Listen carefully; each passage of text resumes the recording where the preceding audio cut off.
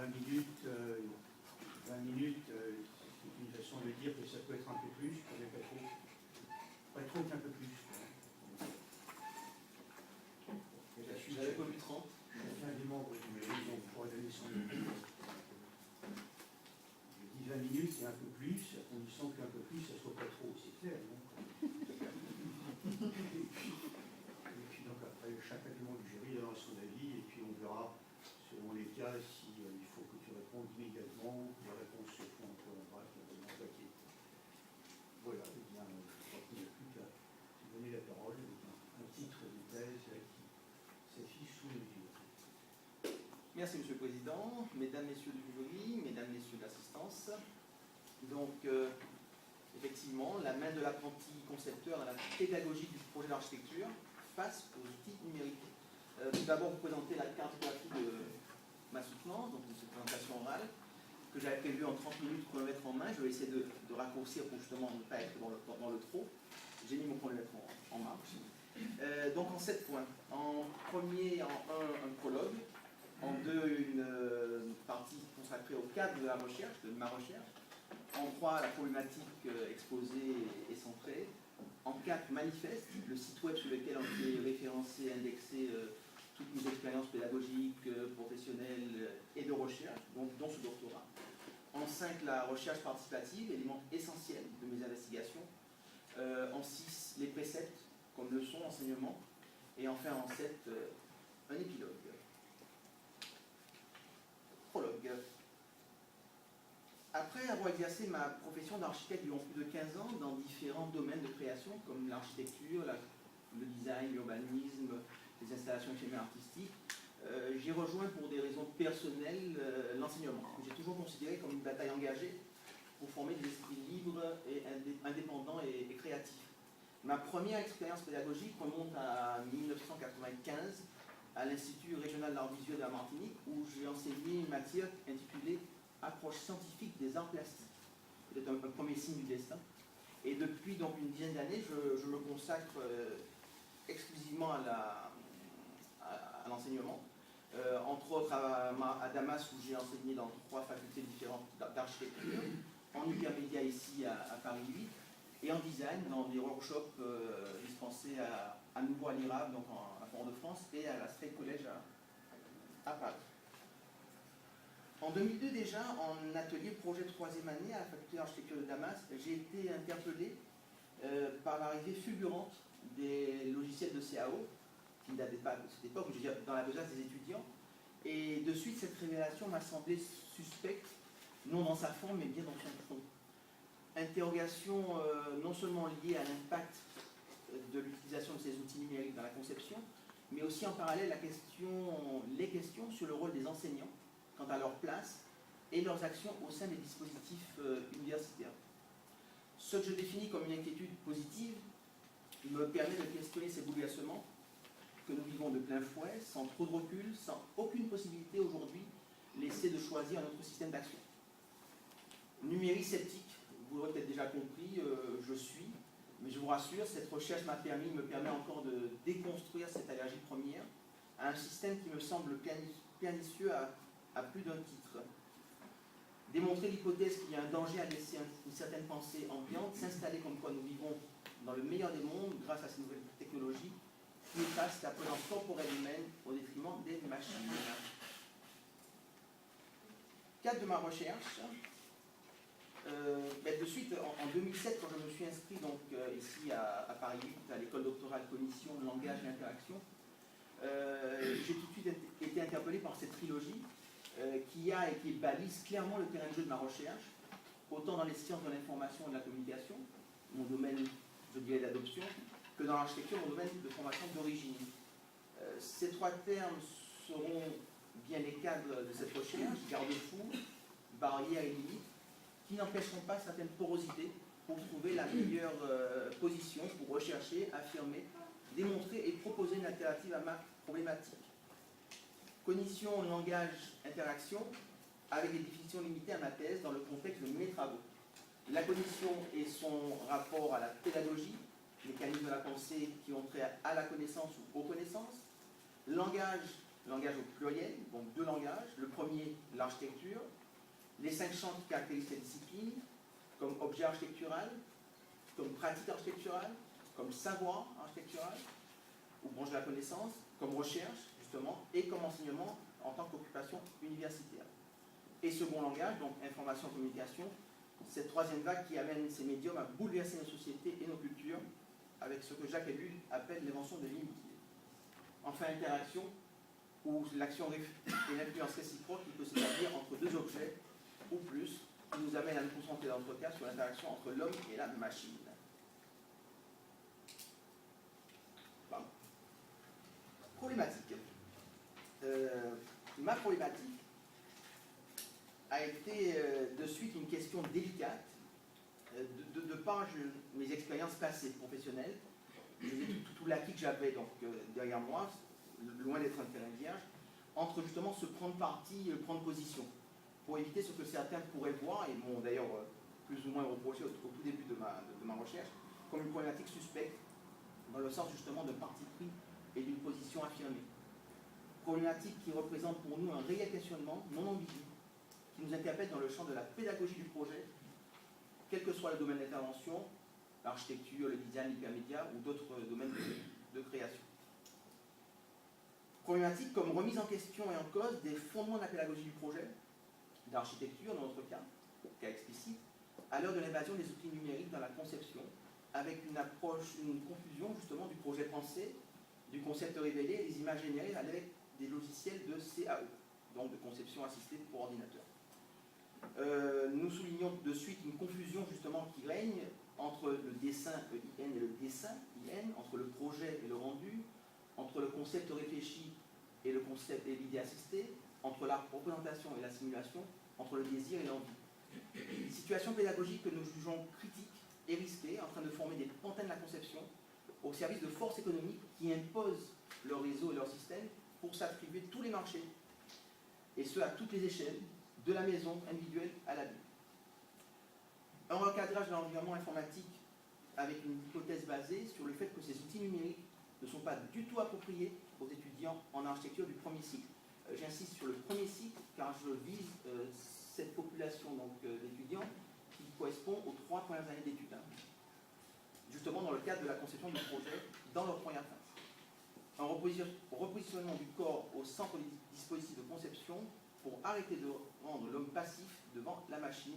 Telle est notre problématique. Manifeste. La création de ce site manifeste, de ce blog, m'a permis de centraliser tous mes travaux d'enseignement et de recherche, tout en me plongeant au cœur de l'univers numérique, en prenant part directement à la création de ce manifestus, du latin pris sur le fait, qui fait partie de la famille étymologique de la main, le petit signe. Avec l'aide d'Odilfarge, nous avons opté pour une approche plus sensible avec l'utilisation du CMS WordPress pour entrer de plein pied dans l'architecture de participation du Web 2.0 et créer cet élément essentiel de cette recherche sur la toile. Immatériel, il est pourtant le support le plus palpable de toutes nos traces pédagogiques et scientifiques, d'où l'importance des annexes. Donc, je tiens à rassurer certains, ma thèse en fait c'est la moitié de ce pavé, et l'autre moitié ce sont les annexes, donc justement papier, des captures d'écran de ce site, pour donner une valeur concrète à tout ce travail. Manifeste comme un manifeste, une forme possible de contestation, à la fois protestation et proposition, mais aussi une carte d'un monde probable, ici et maintenant. Manifeste pour la recherche entre support passif et actif.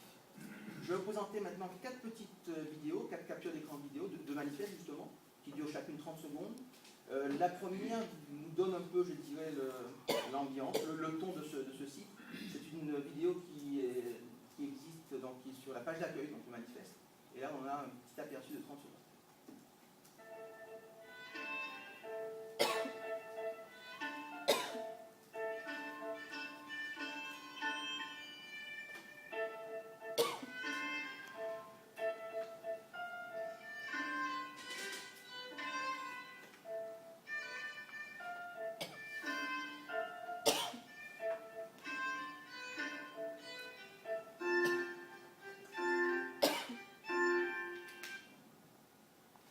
Une deuxième capture vidéo donc, pour montrer justement la page d'accueil, 7 menus généraux, donc des déroulants, avec mon parcours donc, autant professionnel quand j'étais architecte qu'universitaire, les différents enseignements que j'ai dispensés, le doctorat donc, sur lequel je reviendrai ultérieurement, mes publications durant ces 4 années de recherche, partage qui est vraiment des partages d'expériences, de vécu, de voyages, d'expositions, etc., etc.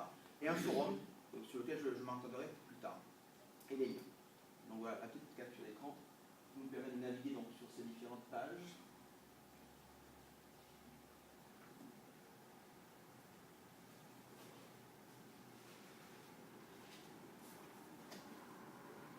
Donc, les différentes publications, les différents menus de partage, et le forum, donc l'élément aussi essentiel de ce site manifeste sur lequel j'en parlerai un peu plus tard. La page doctorat maintenant, dans cette capture vidéo, donc les différentes, dans ce menu doctorat, donc les notes de lecture, éléments essentiels donc bien sûr des investigations, 142 ouvrages référencés. On y a accès de trois façons, donc une par les couvertures des ouvrages, donc qui sont sur 15 pages, par ordre alphabétique. Donc quand on clique sur un ouvrage, bien sûr, on a donc, directement l'auteur, son lien, les notes de lecture, donc on peut, voilà, avoir accès. Toujours le même accès par la bibliographie, donc autant par une liste alphabétique des auteurs que par une liste thématique. Donc thématiques qui sont architecture, numérique, conception, main, corps, etc. Donc voilà, donc pareil, on peut donc choisir un thème et retrouver tous les ouvrages qui correspondent à ce thème. Enfin, dans le doctorat, une partie donc, en fin de menu, de documents annexes, qui sont essentiellement des articles, comme par exemple Serge Tisseron sur son blog Créer des domaines pas d'un clic. Et pareil, donc on peut les retrouver par thématique comme par ordre alphabétique. Donc toutes les annexes de notre mémoire. Et aussi, bien sûr, en dernier document annexe, très important, ce que j'ai appelé la méthode Schultz. Donc c'est une journaliste qui fait partie des experts rencontrés et qui m'a éclairé sur les méthodes de décryptage justement des entretiens. Et là, on a autant une partie donc, écrite où on peut comprendre en 4 étapes comment décrypter les entretiens, et aussi une partie son. Donc à la fin, là, on voit pas sur le capture d'écran, on a une interface où on peut écouter 30 minutes d'entretien avec Marie-Claude sur ce thème. Recherche participative. Recherche participative comme élément essentiel de cette recherche a été menée pour trouver des réponses non rencontrées dans mes investigations. État des lieux traités que je viens de vous montrer, donc à travers ces 142 ouvrages, entre autres. Et recherche participative à l'heure de la toile collaborative pour revenir à la proximité à l'échange, au contact. Avec cette observation participante, interaction entre l'interviewé et l'intervieweur, pour revenir à une ergonomie d'homme à homme. Conversation, dialogue et échange de vues nous ont permis d'ouvrir des pistes sur des choses inattendues et insoupçonnées. En aparté d'une démarche académique courante, nous avons pu poser notre problématique sur la place publique en positionnant nos interlocuteurs comme personnes actives de notre thèse à travers leur intervention en grandeur réelle. Nous nous sommes orientés de suite vers des entretiens semi-directifs comme moyen de prospection. Technique qualitative nous a permis de centrer le discours des personnes consultées autour de différents thèmes retenus, donc 3 grands thèmes, le numérique, la relation homme-machine et la conception. 3 thèmes avec un questionnaire d'entretien, ou plutôt une grille de questionnaire de 21 questions, qui a été préalablement mis en place et qui s'est aussi affiné au fur et à mesure des rencontres et qui s'est aussi calqué d'après l'expert situé en face de nous. Donc 80 entretiens réalisés entre janvier 2009 et janvier 2010, 65 en présentiel réel et une quinzaine en face-à-face virtuel grâce à Skype pour des personnes éloignées physiquement comme dans les régions de France, en Suisse, en Belgique, au Maroc et au Canada. Experts rencontrés avec des profils aussi variés que captivants, appartenant à 17 catégories professionnelles différentes, autant des architectes, enseignants-chercheurs, architectes libéraux, des spécialistes donc des SIC, des artistes numériques, des artistes traditionnels entre guillemets, ingénieurs informatiques, philosophes, ergonomes, sociologues, journalistes, etc.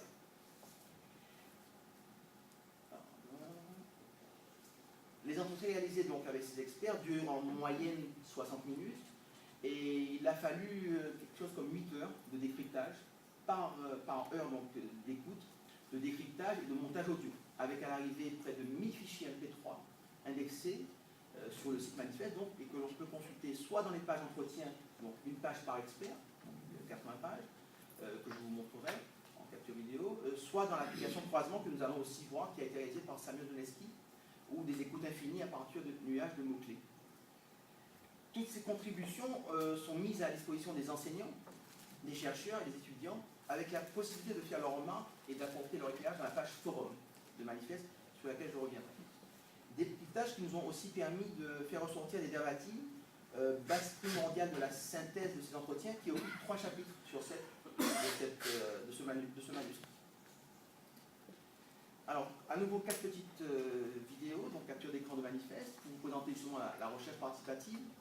Le premier nous montre le menu auquel nous avons accès, le questionnaire des entretiens, donc les 21 questions en question, la liste des intervenants, donc pareil, on peut y accéder soit par la liste alphabétique, soit par catégorie, donc ils sont regroupés par architecte, par spécialiste, etc., soit par leur tag et leur code QR. À savoir que le manuscrit, autant le manuscrit que le site, est entièrement QRisé, donc on peut y avoir facilement accès. Donc voilà en capture d'écran vidéo. Donc on défile autant les... Donc là, les entretiens, les experts, les 80, on peut avoir accès par leur code QR. Croisement sur lequel je reviendrai. Bonus entretien, juste un petit détail, j'ai fait sur des questionnaires de Proust à la fin des entretiens. Et là, on a juste un petit bonus, un petit clin d'œil un peu humoristique, dirons-nous.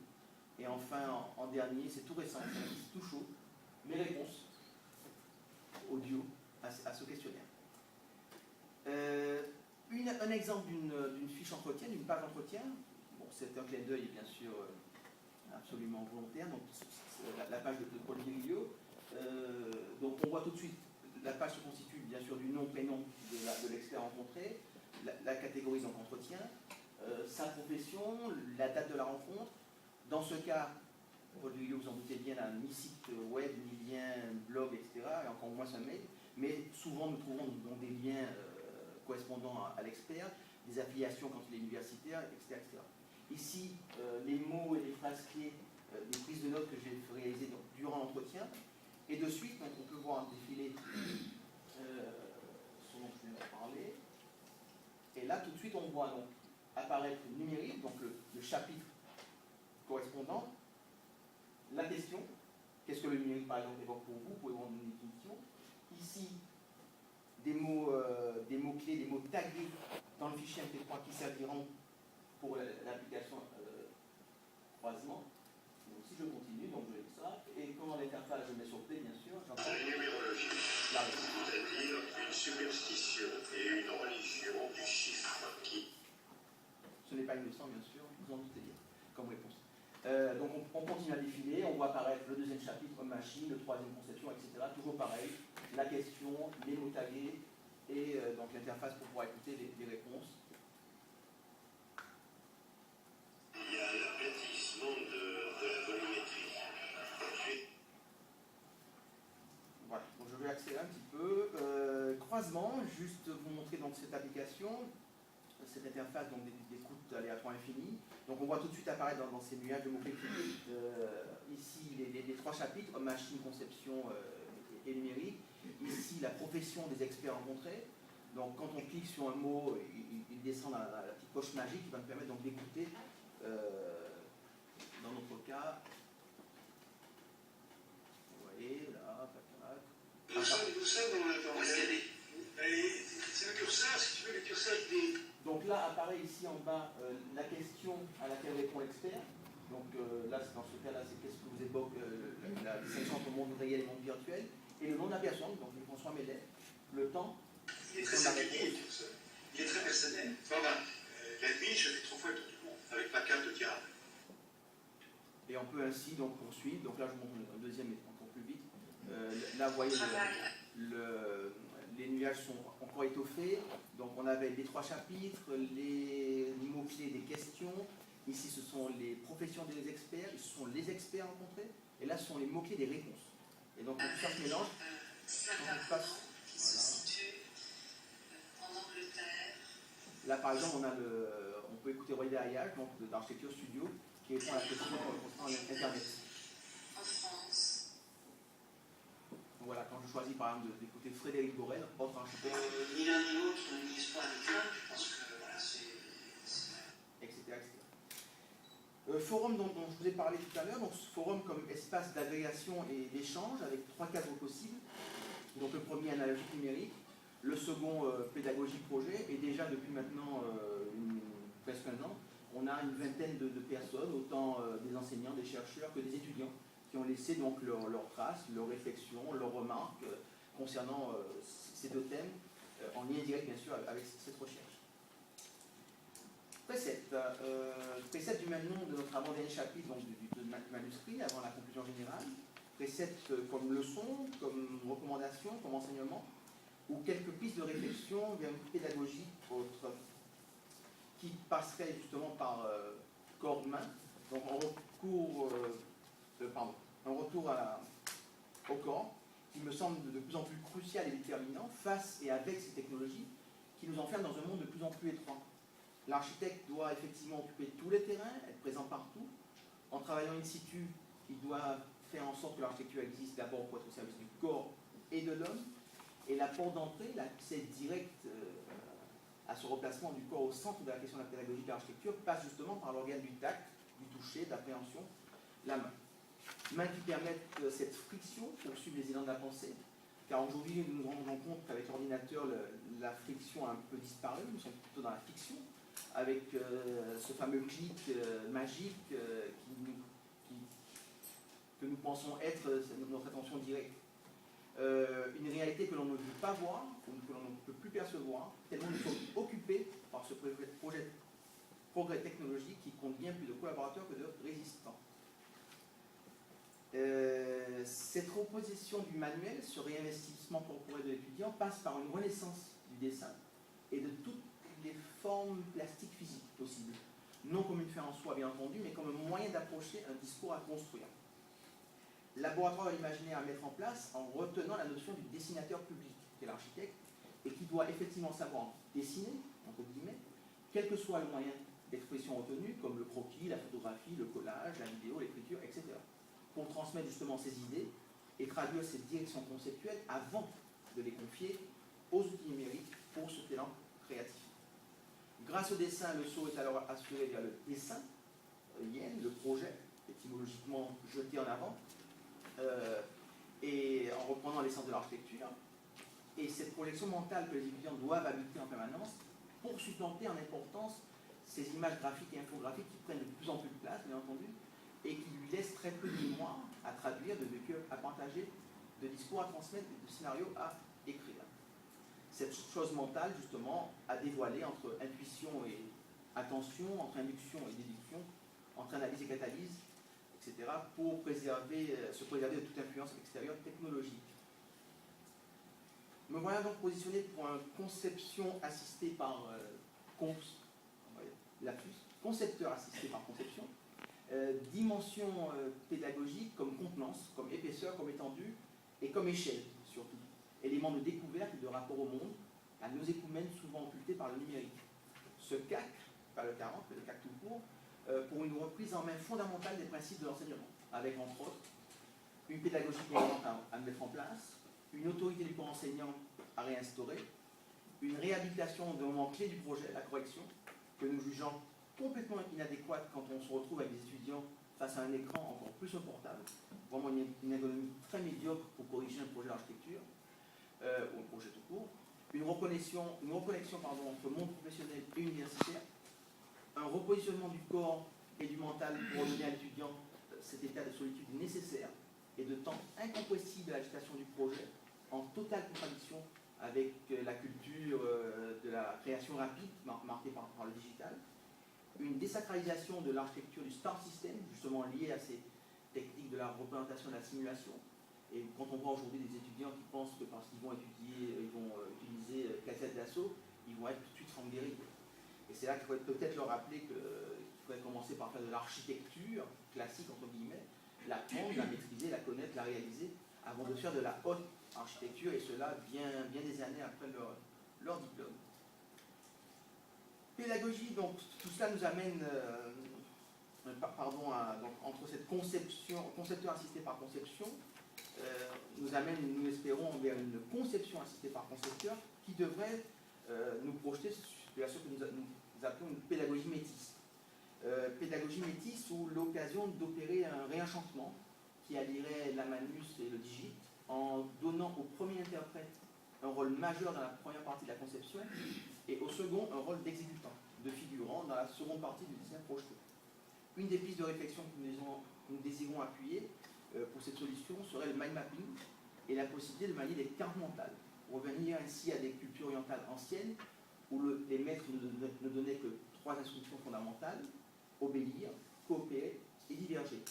Et avec les équivalents dans le mind mapping, avec les 3 A, accepter, appliquer et adapter.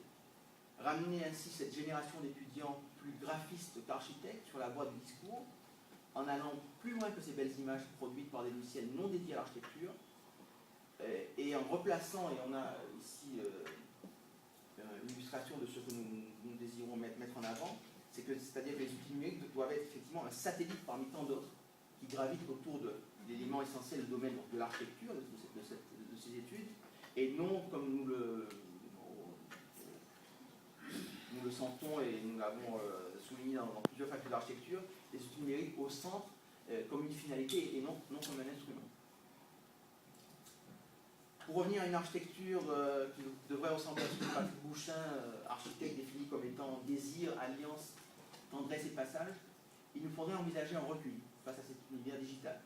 Une sorte de moratoire, arrêt sur image, pause sur ces avancées technologiques pour pouvoir analyser ces fulgurances et revenir à la réalité. Débrancher l'assistance respiratoire numérique et reprendre un souffle nouveau, naturel, non pollué par les machines. S'arracher aux écrans, travail de diète pour certains, ascétisme prudent pour d'autres, qui pourrait ramener l'homme à une appréciation plus juste du palpable, du tangible, du concret, pour bâtir une société autre et faire de l'avenir. Se mettre ainsi dans une position et dans des meilleures conditions pour être dans la prospective, où l'avenir est à la fois une possibilité et une décision qui nous rendent actifs et permettent cette recherche de futur réalisable.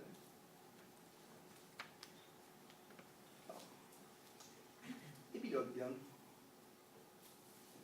Par ces temps univoques que nous traversons, où tous les espaces sont de plus en plus aplatis et encore plus celui de la pensée, nous revendiquons le droit à la différence d'entendement et de raisonnement. Entrer en dissidence dans l'état de quelqu'un qui ne reconnaît pas l'autorité d'une puissance, voilà notre position.